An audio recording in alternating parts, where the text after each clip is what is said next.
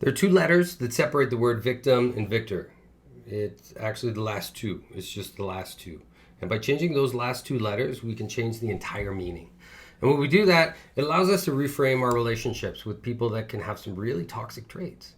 And when we're getting out of these toxic relationships, instead of using it as, oh man, they completely destroyed it, we can actually use it as a catalyst for personal transformation. To basically untangle from their web, because their web is a mess. And it's not our web, it's their web, it's their mess. Transformation isn't a single event. And for most of us, it takes time. Because reality is we're not just healing one wound. Chances are there's many. And each one of them needs our love and attention. We need to kind of create this holding environment in order to help process.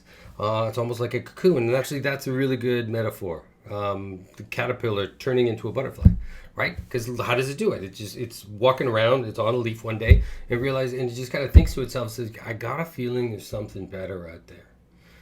And it realizes, okay, but in order to see that, I have to transform. So in order to do that, what does it do? It just kind of creates a cocoon, a little safe place for it to just kind of dissolve and change forms. We learn that we don't have to forget the past or what others have done, but we can forgive ourselves for the patterns that we didn't see, the ones that made us vulnerable to becoming their emotional punching bags, and set boundaries. We can stop them. And if another toxic person comes into life, boom, we can stop them too. With boundaries, we can create safety and our hearts can open up again.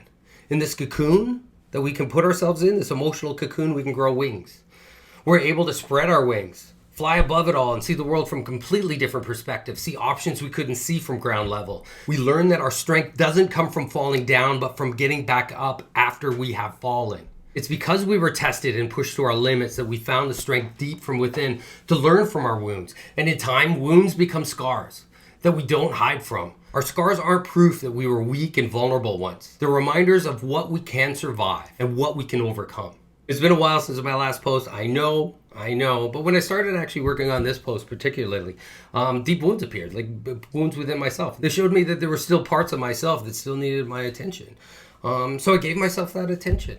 And in that space, I found clarity. It's also a reminder to me that transformation isn't always an end state. But it's a process that sometimes we need to go back to. Yes, setbacks appear. That's where you'll find your strength. It's there. It's always been there. It will always be there. And we do need to cocoon once in a while, and that's okay. When we go there, when we go into our own safe space, we're preparing ourselves to spread our wings even wider and fly even higher. Thanks for watching this video. Thank you for your patience. If there's someone you know that you think could be inspired by this video, please share it with them. And like and follow. Like and follow. I'd love to be able to do more. You're stronger than you think.